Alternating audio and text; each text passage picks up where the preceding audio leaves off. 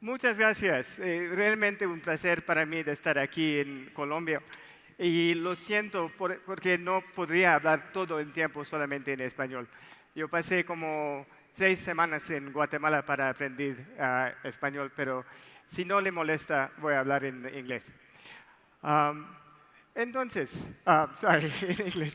Um, I want to tell you a little bit about what I call digital DNA, or how to build a digital business. And part of this is from my personal experience, and part of it is from what I've learned from many other people, both in a startup context as well as a corporate context. If you have any questions, please feel free to ask me. It is not meant to be a talk, it's meant to be a discussion. So, let me tell you a little bit about myself. I'm from India. My father worked for Air India, the airline, and I lived all over the world when I was growing up. So in Greece, in France, in Switzerland. My family lived in Singapore and in Tokyo. I ended up in the United States for my education and for business school, and spent about 10 years there before moving to London, which is where I live now.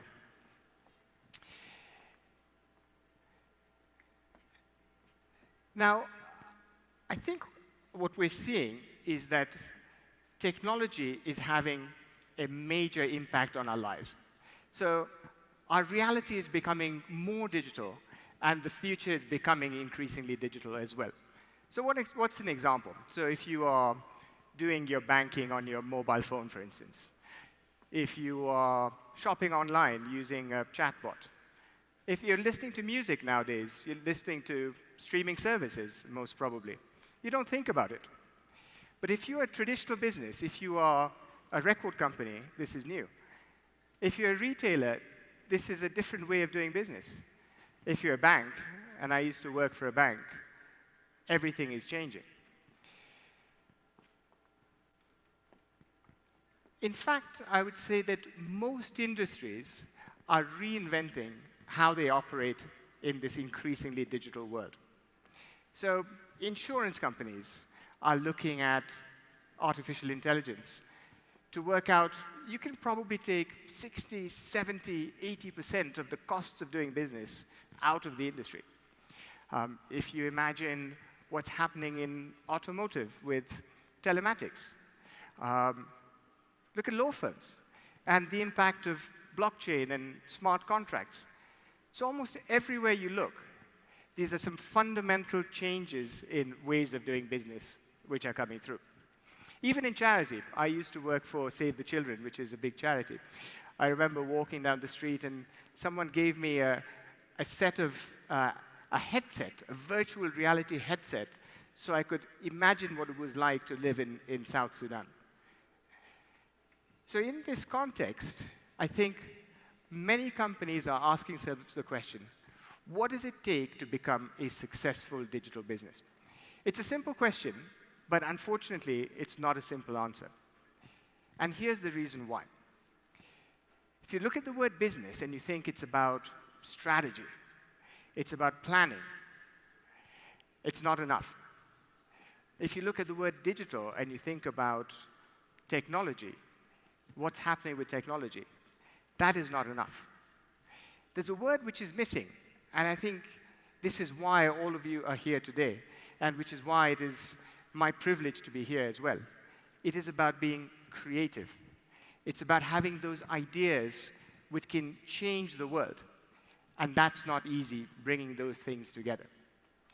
So let me try to explore this a little bit more, and perhaps some stories and some anecdotes from my experience. So I started my career as a management consultant at Bain & Company in San Francisco. And this beautiful setting here is where I used to work, unfortunately, often quite late at night in one of those buildings, working hard when I was 22.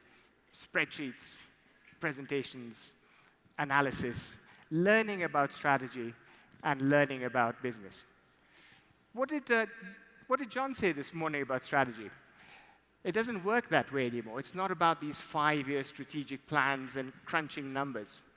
Things are moving too fast in the digital world to use old-fashioned strategy. I learned that when I was in Silicon Valley. So I went to Stanford Business School from 95 to 97, mainly because the weather is nice in California. But I was lucky because the early days of the internet. For those of you here who can remember that far back, and I don't think there are that many of you who are that old, 1994 was when Netscape went public. And the world was changing. The internet was this big promise. You could reach people, all over the world. You could launch services, and you could sell stuff online. And there was this dream of becoming a technology entrepreneur. And I had that dream as well.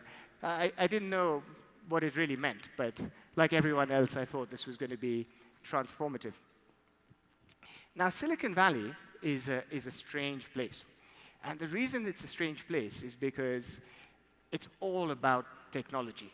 People live and breathe and think about technology. I spent a summer working at Oracle between my first year and second year of business school. And then after I graduated in 1997, I joined an internet consulting firm called Viant in San Francisco. And Viant was set up to help big companies build digital businesses at the very beginning, the very early days of the internet. So my clients included big brands like American Express, Sony Pictures, Charles Schwab, Universal Music, trying to work out, what does this internet thing mean? How will it change our industry, and how will it change our business? And initially, the idea was, OK, so we need to create new businesses. We're creating new businesses through technology. Those are the two pieces which the company was trying to bring together. And then through the work with clients, they realized that there's one thing missing. And that thing was the creative aspect. So this is my old boss, Robbie, here, standing with his arms like this. I learned so much from him. He was brilliant. And he understood the power of bringing together business, technology, and creativity.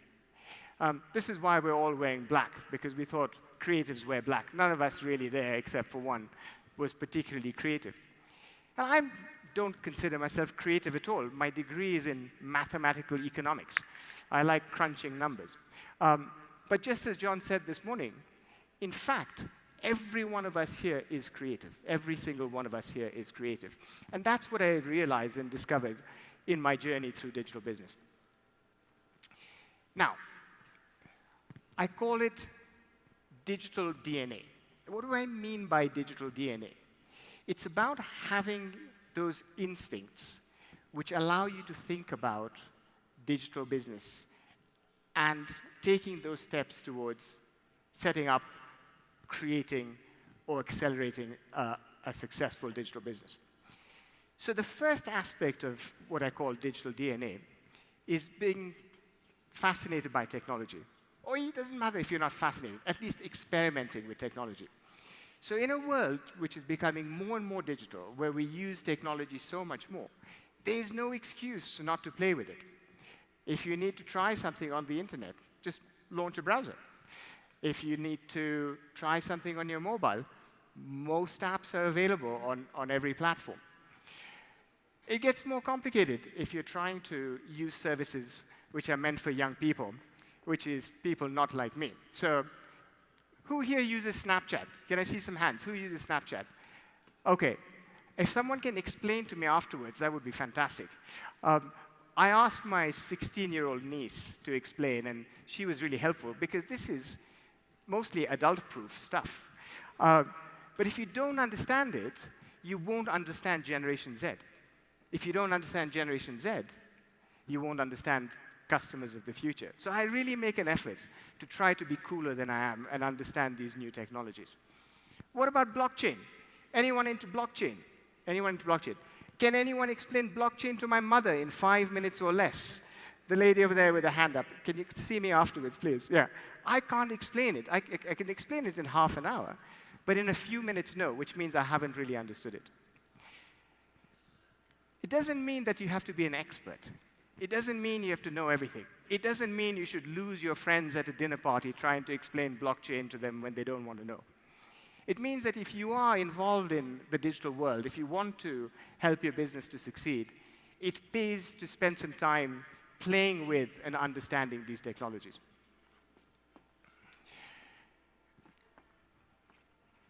The second, I believe, aspect of digital DNA is having a point of view of the future. And a point of view of the future is an idea, a vision for how we might be living our lives in the future.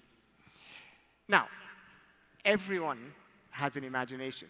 It's bringing together the things one sees by playing with technology, the way one lives one's life, and thinking about what the future might have in store. So, this is a fanciful picture of a family driving along in a car of the future. Now, in the old days, you bought a car with an internal combustion engine, and you drove it from A to B. What's going to happen in the automobile industry in the future? You're not going to buy a car. You might just share it. It's not going to have an internal combustion engine.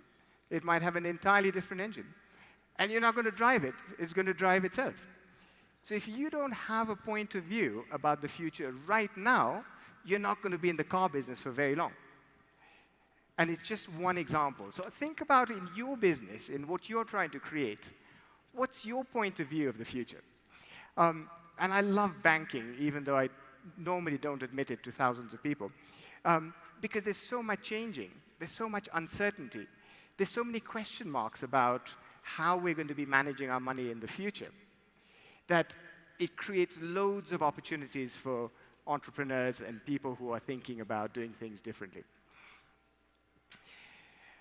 The third trait is creativity. And I'm so glad that I don't have to make this point, because you've heard this point already this morning. But I fundamentally believe that the power to come up with ideas, to turn one idea into another idea, is what builds successful businesses. Not having just one idea. It's about having a succession of ideas and responding and building on what's already there. So you're probably thinking, yeah, but how does one do that? You know, you make it sound easy. It's easy for you to stand up here and say everyone's creative. It's actually not hard. And I'll try to share my experiences with you. Any questions, by the way? Any questions? If you have a question, please put your hand up. Somebody will come to you with a mic, and I'll happily do my best. So, a few years ago, I worked for an innovation consultancy called What If, which I think is a great name. And what if is a question which leads to possibilities. What if is a question which opens the mind. What if is a question which doesn't accept what is here today. And here's the key. What I learned working there was that anyone can be creative because it's simply a structured process. Now, I like things which can be framed as a structured process because people like me, who I didn't think of myself as creative until a few years ago, it's something which you can understand. So how do you become creative? How do you allow yourself to generate those ideas? I think, in my definition, digital DNA is about putting yourself in your customer's shoes. Not literally. It doesn't mean all the men out there should go and wear high heels. But if you did, there's nothing wrong with that. It's about looking at the world from a different perspective. Now, I am blessed, and I say blessed in case this is being recorded, with 3 wonderful kids who are 11, 8, and 5. And I try to see the world through their eyes because there's so much which they just take for granted. what are the challenges which they will face? What are the things which they will find frustrating? What is the stuff which they will never learn because they don't learn the way we learned? And that creates opportunity. And so being able to put oneself in the customer's shoes and to feel their pain is one of the keys. There's a fancy term for this. It's called ethnographic research. And ethnographic research is about being with your customer, understanding frustrations which they may not even be able to express, seeing the world through their eyes. The second is to draw inspiration from different industries, different countries, different contexts, different ways of doing things. Because if you only have a particular narrow point of view, you won't have as many good ideas as if you broaden your mind. So I used to live in Japan, as I mentioned, and initially it was very confusing. I couldn't read a word. I couldn't understand a word of what people were saying. But everything works amazingly well in Japan. The trains are always on time. People are super polite, even though Tokyo is a massive city. This is a big intersection in Shinjuku. And if you spend some time in a foreign culture and you start to understand how things work, you ask yourself, what if we could do it this way? What if it worked differently from what we're used to? And that's just an example. We all know that travel broadens one's horizons. But it doesn't need to be about just travel. It can be reading a magazine that you've never read before because it doesn't seem relevant. Read it, and you will get some new ideas. It could be having a conversation with somebody you would never speak to. Have the conversation. See it from their point of view. It could be traveling in a different way than what you're used to. If you take the bus every day, take the train instead. See what you see and think about how it's being done, which might impact your life. And that process of gathering stimulus, looking at other industries, looking at how it's done on the other side of the world, is hugely valuable in unlocking the creative in every single one of us. You want to hear the story of Shazam? I'll tell you the story of Shazam because by popular request. OK, now, I'm going to show my age, and I don't care. I'm 49, so there you go. But we started this business in 2000. 2000, you're thinking? I mean, how is that possible? Yeah, it's taken 18 years.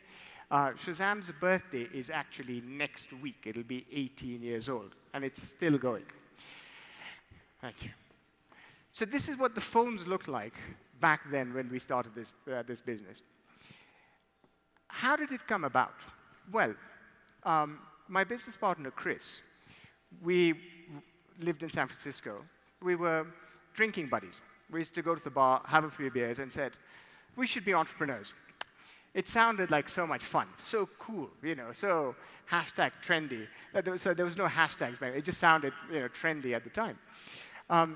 The problem is that to start a company, you need an idea. We didn't have any ideas. Or we had lots of terrible ideas, particularly Chris. This is being Chris had many good ideas as well, sorry.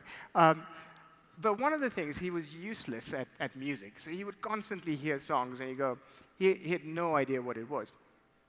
And he thought, oh, I know. If I could connect with all the different radio stations in the country, and I knew what they were playing, then I would know what music I'm hearing. So that was his idea. He was a student at Berkeley Business School, and one of the things his professor of strategy taught him was, think about what would put your company out of business. And he thought, OK, what would put my company out of business? I know. If you could use your mobile phone to identify any song, not just on the radio, but in a club or a bar or a cafe or anywhere, then that would put my idea out of business. So that's how he came up with the idea for Shazam. It was a structured, creative process. So he came to me and he said, I've got an idea. I said, oh, no, not again. What is it? And he told me his idea. And I thought, it's much better than his other ideas so far. OK, now, we have a few problems here. How are we going to do this? He said, what do you mean? I said, where are we going to find the technology? He said, oh, we'll invent it. So, now, he went to Berkeley Business School, right? So there's no way he's going to invent anything. It's like, all right, let's see. How are we going to find all the music to identify all the songs you don't know, Chris? And he said, oh, it's fine. We'll talk to the record companies. I'm sure they can help us out. Now, my client at the time was a record company, and I knew for sure that they did not have all the music available in the UK in digital format. All right. Said, OK, Stanford Business School, don't forget, Bain & Company, learned a lot. What's the business model, Chris? He said, well, when people identify a song, then they'll buy the CD, and that's how we'll make money. I said, buy a CD? Have you heard of something called Napster? Anybody can download the song for free. There's no business model in your idea, my friend. He said, I'm sure we can work through this. So I quit my job, and I joined him to do the startup thing. Now, you might think this is crazy, and I probably was. I've said later on, if you're an aspiring entrepreneur, don't do it that way, OK? Try to be a little bit more sensible than that. But we were really lucky. We didn't know much about music. We didn't know much about technology. It was just an idea. We didn't do any research. It was a need that we felt because both of us, and frankly, my fourth co-founder, Philippe, is equally useless at music. We all felt this pain of not knowing what that song was. It turns out that the domain of science that we're looking for is digital signal processing. And when I landed in Bogota at 4 in the morning, the person who met me at the airport from EXMA said, oh, I studied digital signal processing. And I was like, that's amazing. He said, how does the technology work? I said, look, my friend, if I could explain it to you, then I'd have a brain this big, but I can't. That's my business partner. We were lucky because it turns out that the experts in digital signal processing, I feel smart even using those words, were at Stanford and Berkeley, which is exactly where my business partners were at the time. They said, OK, great. Let's find some experts. So they went to the head of the Center for Computer Research in Music and Acoustics at Stanford University and told him the problem they were trying to solve. And they said, who are the best PhD students that you've seen in your time here? And Dr. Julius Smith gave them a list of students. And number one on that list was Dr. Avery Wang. So Chris and Philippe emailed Avery and said, hey, would you like to help us invent a technology? So Avery just hit delete on his email, carried on. So they emailed him again. Hey, we need to invent a technology. Can you help us? So he said, OK, fine. I'll just meet with these entrepreneurs. I don't know what they want. So they went to his office and said, OK, here's the problem we're trying to solve, right? So we want to identify music based on about 15 seconds of music, which is recorded over a mobile handset. And mobile handsets are not great, which is being transported over a mobile phone network, like a GSM network, which creates distortion. And we want to match it against millions of songs and have a very accurate response. And it has to work really quickly at an economic cost so we can build a business. What do you think? So Avery's like, these guys are nuts. And by the way, Avery was not the first one to say, these guys are nuts. Everyone else we had spoken to before said, get out. There's no way I'm going to join you guys in this crazy idea. Avery, unfortunately, was too polite. So he started thinking about it. And Chris and Philippe were like, that's it. That's our man, you know. And we signed up Avery as our fourth business partner. Now, the other conversation I tend to have a lot, which doesn't work well, is how does the technology work? Now, the way it works is by looking at information within the song, the key bits of the information, and then almost like a phone book when you're trying to find a name and you converge very quickly to the right name. Avery's algorithm managed to find a way that it would, almost like looking through a phone book, find the exact match, and there's a sort of like a diagonal line which appears if the match over time corresponds to the right song, with high accuracy, even with noise, and at an economic cost. But I think the best way to bring to life for you the challenge he was trying to solve is to play you a couple of clips. So our team was 3 business guys and 1 techie. The business guy is running around, creating business plans and investor presentations and spreadsheets full of calculations of where this business was going to go. And we would run around in bars in London and take samples of music and send it back to Avery to analyze and to develop the algorithm. Let's play the first clip. So tell me if you know what the song is.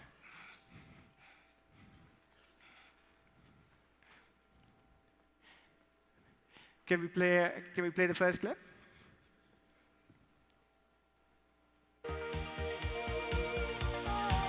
Name that song. Anyone? Yes! Never-ending story. We have a winner right here. Well done, Jesus.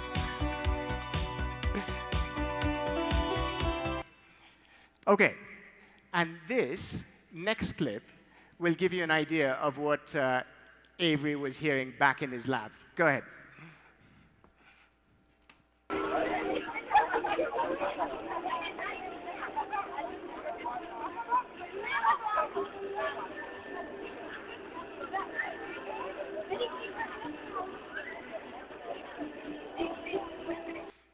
Can you hear those little fragments of music at the end of the clip? So that's what we were trying to solve. When I say we, I mean loosely. What Avery was asked to solve. We gave him 3 months. And he solved it in 3 months. Didn't solve the whole thing, but came up with an algorithm which allowed us to go to investors and demonstrate to them, bring to life for them the idea. So Shazam was, in many ways, born digital. It was a pure creative idea. And the algorithm which Avery developed allowed that idea to develop in people's minds. They could imagine what it would be when it was, in its final form. The problem was that mobile phones in 2000, 2001, 2002 were really basic. There were no smartphones. The problem was our enthusiasm as entrepreneurs was fueled by the internet boom, which turned into the internet bust. Once the bubble burst, then funding dried up. The investors lost their enthusiasm. It was incredibly difficult to make any progress at all. We went through some really, really painful times when we raised 5.3 million pounds, $8.5 million in 2001. One of the hardest times to raise money. We had to let people go because we didn't have a business model. So when people would try to identify the song, they couldn't remember the number. Or they would use it a few times and then stop using it. And I wouldn't be here today.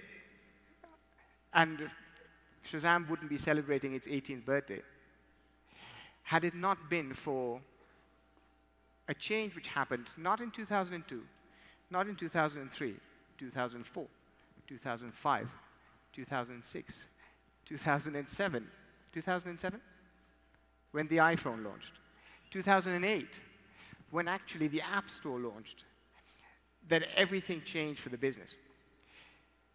So when Steve Jobs, bless him, brought out the power of the iPhone and all the apps, Shazam suddenly became a really simple user experience. You probably know how it works. If you want to identify a song, you hit a button, and you get the response. So no more trying to remember the number, calling an IVR. You used to get a text message with the name of the song and the artist, which some of the time used to get lost. So it took 8 years, really, for this idea to find its true self. In other words, a platform, a way for users to use it, which made sense. And then, after that, everything changed. So this is a graph of the usage of Shazam. So this graph starts in 2007, and then it goes through 2018.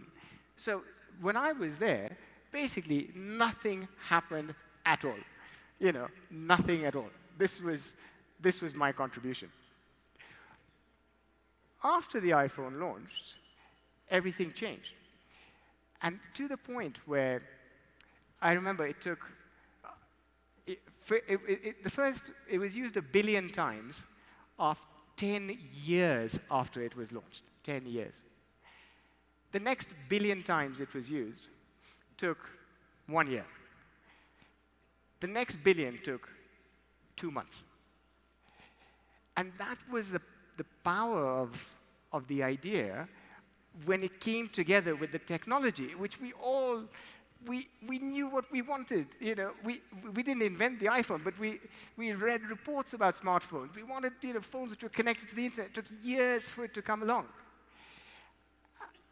And that's what changed the business.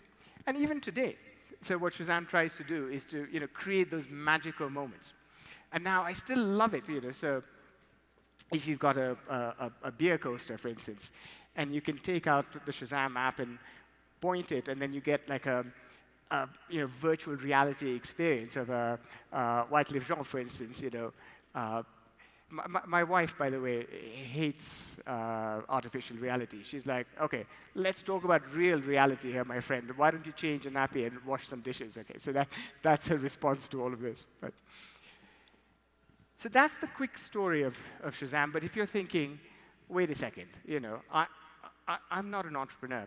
I work for a big company. Oh, hang on a second. You know, I don't want to get mixed up with digital signal processing. I've got other things to worry about. What can you tell me? I still think that digital DNA, you know, cultivating this ability to imagine the future and to, you know, try, can be done in other contexts as well. So more recently, in the last few years, I was head of innovation at Virgin Money, which is a bank based in the UK, part of the Virgin Group. And Richard Branson, who is really an entrepreneur at heart, and the whole Virgin brand is built around his desire to try new things and not accept the status quo and not kind of listen to only what the big boys have to say. He went into banking. He likes to dress as a pirate. So my role at Virgin Money was to look at young people. Now, I love thinking about what young people want, maybe because I fool myself that I'm young at heart. But I sincerely believe that understanding how young people think, live, work gives us incredible insights into how we will be in the future as well. And Virgin Money didn't really have an offering for students. I said, okay, fantastic. You want me to do that? I'm going to do some ethnographic research. I'm going to go straight to some student bars, have a few beers, and find out what they're thinking. And my boss was horrified. He said, you can't do that. I said, why not? He said, that's not how we do it. I said, well, that's exactly how we're going to do it. We are going to go and have some beers with students and find out what their lives are like. I'm off. Now, I thought this was going to be fun. It turns out it wasn't that much fun. Turns out that students in the UK, it's difficult. They graduate, on average, with £44,000 of debt after university. 70% of them worry about basic things like paying for food, paying their rent. They get these student loans. When they're 18 years old, they have no experience with handling a £12,000 loan. And they do stupid things. Like I heard this story about a guy who got a credit card for £1,000. It took him 3 weeks to spend the £1,000 credit limit and 3 years to pay it off, which is a terrible story. So through the research, what I realized actually is that they don't need another financial product. What they're missing is they're missing financial literacy. They don't really know how to manage money. They don't know what it means to stretch that loan for 3 months. How? It's not what you learn at school. If you say, OK, I'm going to do a class on budgeting. If I said, OK, I'm going to tell you all about budgeting, all of you would leave immediately. So the challenge for us was, how do we offer something for young people which helps them improve the way they handle their money and manage their money? It's not about another financial product. And that was the insight from putting ourselves in the customer's shoes. So this is me with a group of young people at Northumbria University looking at discovering their unexpressed needs. No student will tell you, no young person will tell you, I have to be honest with you, I'm terrible at managing money. They don't know that themselves. What they do know is that they struggle. They're eating, noodles at the end of the month because the money has run out. So customers won't tell you, but you can uncover it by asking the questions about their lives, their pain points, the things which are worrying them. And that's part of the creative process. I still felt that we didn't have the digital DNA. I still felt that a bunch of bankers trying to come up with these ideas wouldn't work.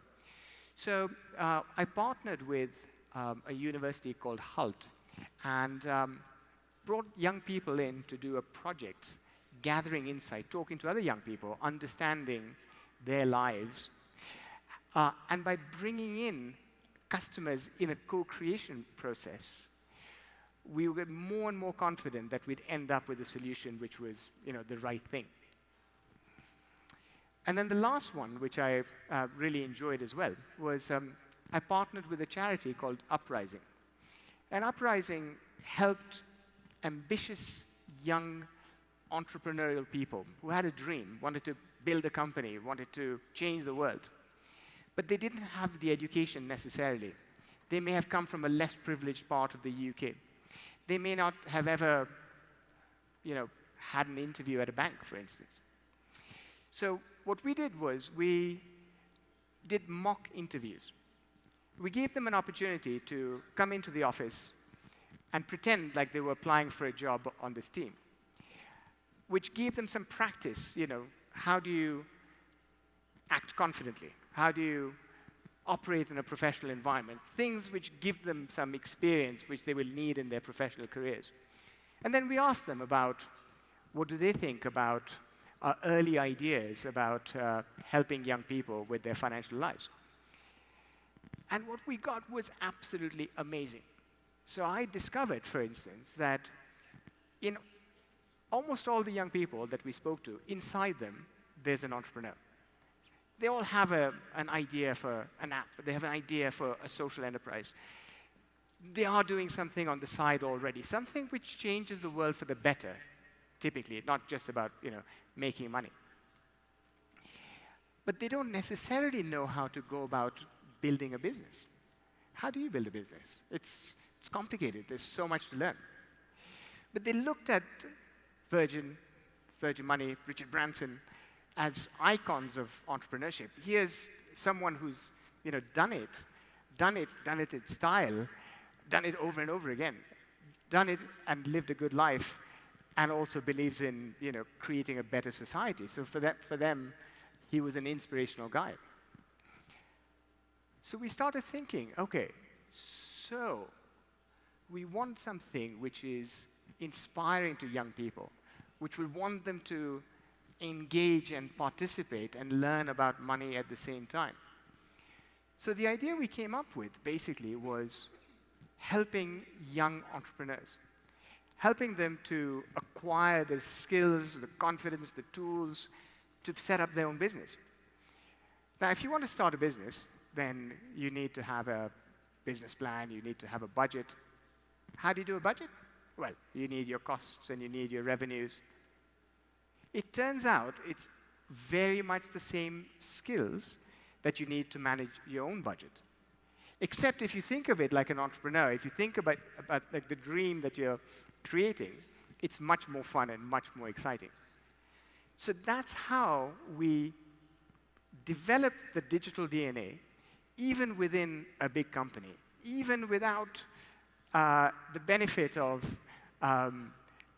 starting from scratch. And it's something which I'm very proud of, and I hope that in the years ahead, that more young people have the opportunity to learn to manage their finances, to get better jobs, or to become more successful entrepreneurs. And so for me, it's digital DNA. It's not about business today. It's not about technology today. It's about imagining and creating those experiences of tomorrow. And it's something which I think all of us can do. I've seen it done many times. It's a privilege for me to be able to tell these stories, and hopefully there's some bits of inspiration for those of you who are looking at creating a digital business as well. The takeaway is the ethos of the Virgin Group was changing business for good. And which I found, frankly, inspiring. I felt my personal values were aligned with those of the Virgin Group.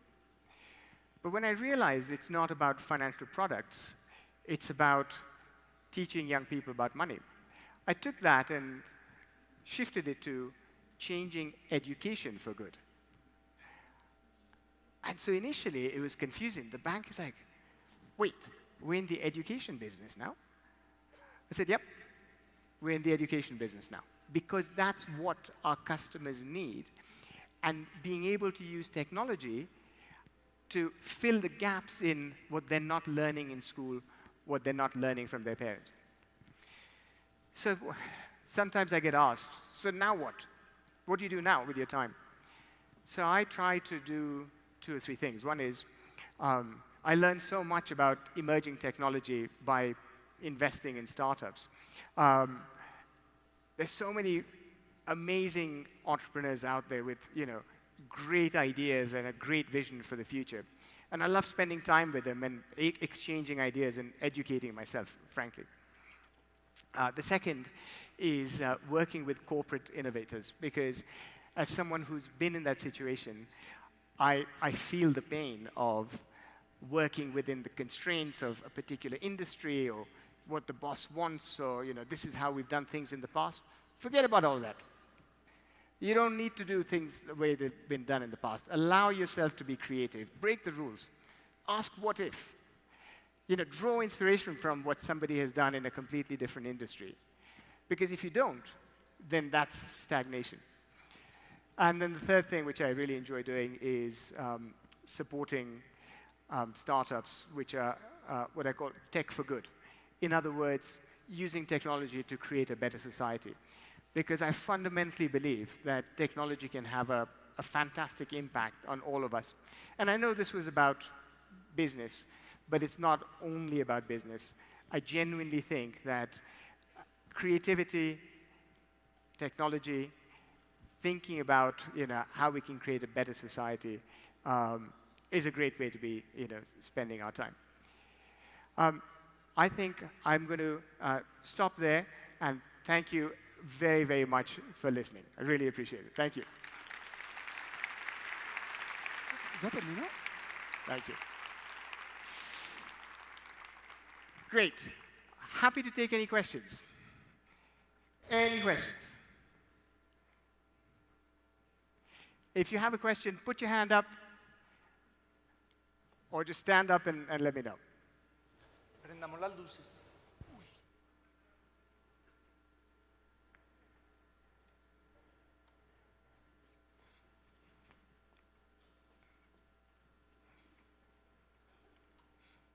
Yes, there's a question here.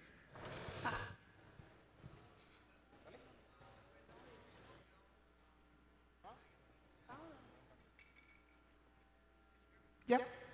Me?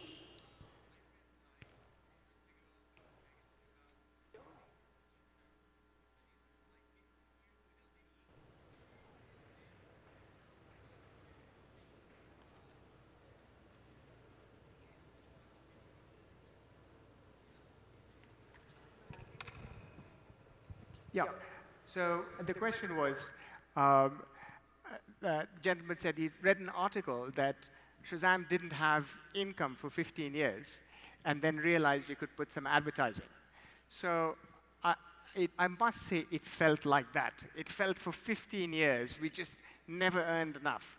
But it's not exactly true. So initially, our business model was we would charge customers. So you dialed a number, you got a text message with the name of the song and the artist, and that would charge the customer 50 pence. Unfortunately, that cost, a lot of it went to the mobile operator, so Shazam only got a very small amount of money. Terrible business model. We changed that to doing things like selling ringtones. This was, 15 years ago, and people would buy ringtones for their phones. And that made a little bit more money, but nowhere near enough. And then we started doing things like we would pre-install Shazam on handsets. So Motorola handsets in Latin America would have Shazam pre-installed. So that was some money. When iTunes launched, actually, Shazam was a big affiliate partner to iTunes. So every time somebody would identify a song, they had an opportunity to buy the song through iTunes. So we generated $300 million of revenues at its peak. But we only got a small share of that. So 1 in 10 uses of Shazam would turn into a sale for iTunes. But still not enough. When the App Store launched, we had a premium app. So you'd pay $5 or €5. But then people would get frustrated. So eventually we made the app completely free, unlimited usage. Nowadays, we've got partnerships with streaming companies, and that's a source of revenue. But you're absolutely right. So Shazam has had 1 billion downloads worldwide. So that's a big footprint. And there's 150 million monthly active users.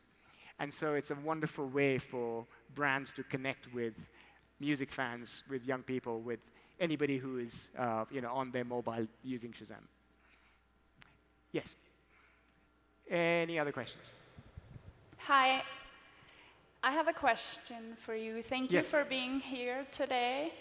I would like to know what is your best advice, seeing your chart the first 7 years, to handling the pressure of getting very fast results. I started a startup 2 years ago. We get a very hard pressure from our investors of growing very fast, quickly, double-digit, and it seems sometimes overwhelming. I would like you to know your best advice of handling this during 7 years and then excelling in your results.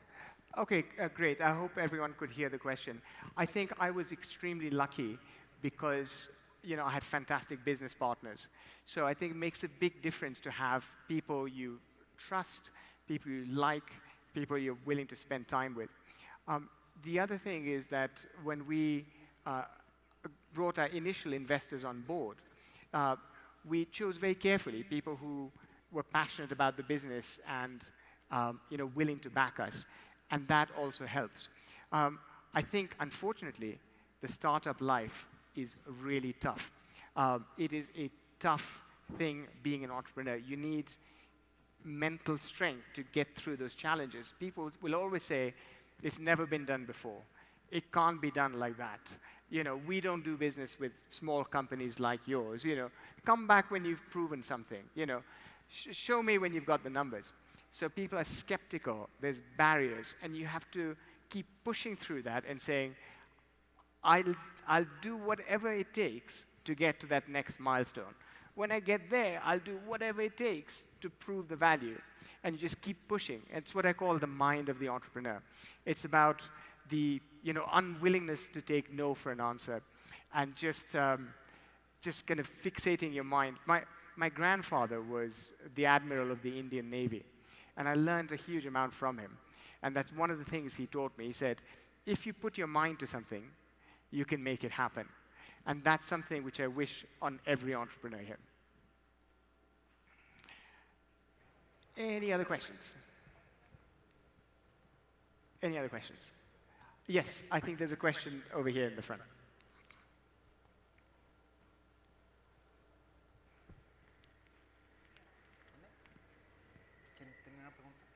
Yeah.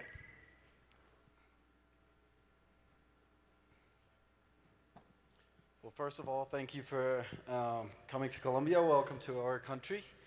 And I wanted to ask you, what is your most successful startup that you invested in? My most successful startup or business. You said you'd invested in startups. I see. Okay, yeah. Yeah, so like the most successful or like the most mind-blowing business for the moment. So I've only just started investing, so it's very early days. But I've invested in a streaming analytics platform, which handles any kind of data. It could be email data, it could be Internet of Things, it could be financial data, and they've built an app store for data. The company is called Redshift, and happy to tell you more. But what they focused on is anti-phishing, so to prevent cybersecurity, which is a problem for many big companies. So that's the initial focus. The other one, which I'm really passionate about, and I'm joining the board of as well, is a company called MeVite. And MeVite is started by two cognitive neuroscientists from Oxford. And the idea is they want to help big companies avoid unconscious bias in their recruitment process. So they don't want people to just hire somebody who went to the same school or the same gender or have the same degree. But they've created software which allows the machine to match between the job description and the candidate, which gives more opportunities for less privileged people, women, and minorities. And the third investment which I've made is it's an app called Course Match, which is to help young people decide on their university career. And that follows straight from the story which I just told, because it's a terrible thing if you go to university but you don't enjoy your time there. If you're trying to discover who is it that you really are, what is it that you're passionate about, being able to have those answers as early as possible, I think will make a huge difference. And my fourth investment is in blockchain and cryptocurrency, which is another area which I find really fascinating. But the jury is out if any of this will succeed. My wife's like, okay, whatever, just go for it. So it's early days yet. I think got time for one more question. There's a hand waving in the back. Hey, nice to see you as well. Yeah. Oh, you have a question? Yeah. There's a question over there.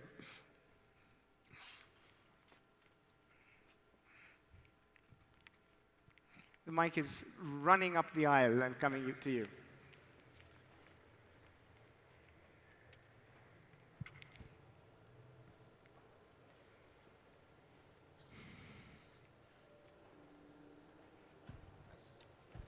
Finally. Hi, DHIRAJ. I want to ask you, which do you think are the 3 top skills that a business person should develop or should have in order to be a successful entrepreneur? That's my question. Okay, fantastic. So I'm glad you said entrepreneur because I think that's different from a business person in general. But I think as an entrepreneur, the reason why Shazam is alive today was because of mental resilience. So resilience, persistence, just not giving up. That was, I think, the #1 most important trait for an entrepreneur. I think the second thing is, being able to learn and learn quickly, and particularly to surround yourself with people who can do things which you can't.